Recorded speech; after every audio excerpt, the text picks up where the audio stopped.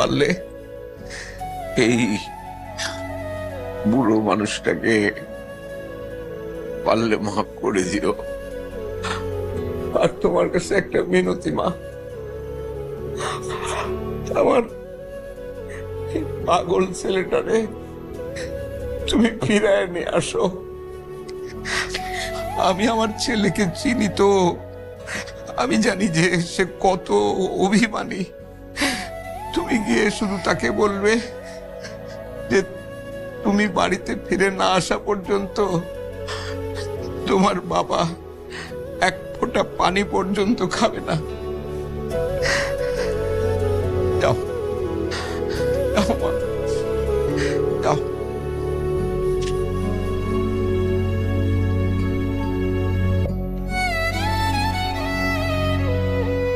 আমি আমার স্বামীর জন্য তোমার কাছে অনুরোধ করতেছি, হৃদয়কে ফিরায় নিয়ে এসো প্লিজ।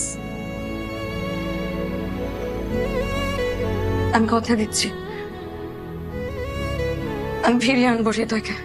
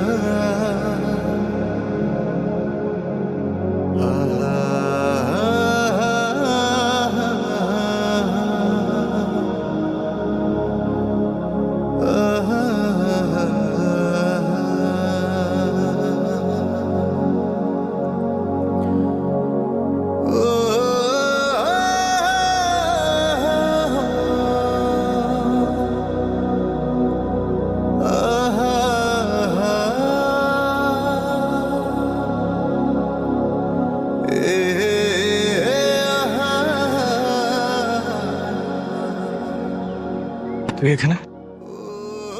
তুই ফোন বন্ধ রাখছিস কেন? তুই খুঁজতে খুঁজতে পুরো শহর ঘুরে ফেলছি আমি। খোঁজার কি দরকার ছিল? আর কি বাস কেস? চাচা মানে তোর বাবা খাওয়া দাওয়া বন্ধ করে দিছে, বলছে তুই বাড়ি ফেরা না পর্যন্ত কিছু খাবে না। মুখটা এরকম করবে? এতগুলা বছরে একটুও চেঞ্জ হয়? কিন্তু ফিরে গিয়ে কি হবে তুই আমাকে বল? বিশ্বাস যখন একবার আমার কষ্ট পাওয়ার থেকে না ফিরে যাওয়াটাই বেটার। তুই যদি বাড়ি ফিরে না যাস, চাচা কিছু একটা করে বসবে। তুই একটা বড় আমার কথা ভাবলি না? স্বার্থপরের মতো সব ছেড়ে চলে আসলি। এত বছরেও আমাকে একটা বারও বুঝলি না তুই।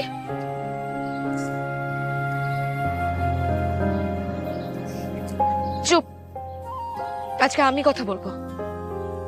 সারা জীবন তো তুই বলছিস, আজকে আমি বলবো, তুই শুনবি।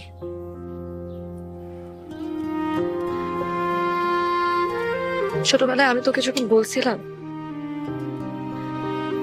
যে আমি তোকে ভালোবাসি, আমি আসলেই তোকে ভালোবাসি, এখনো বাসি। তুই যদি একটা বার আমার হাতটা ধরতি, আমি সব ছেড়ে তোর কাছে চলে আসতাম। কিন্তু তুই মানুষ চিনছিস,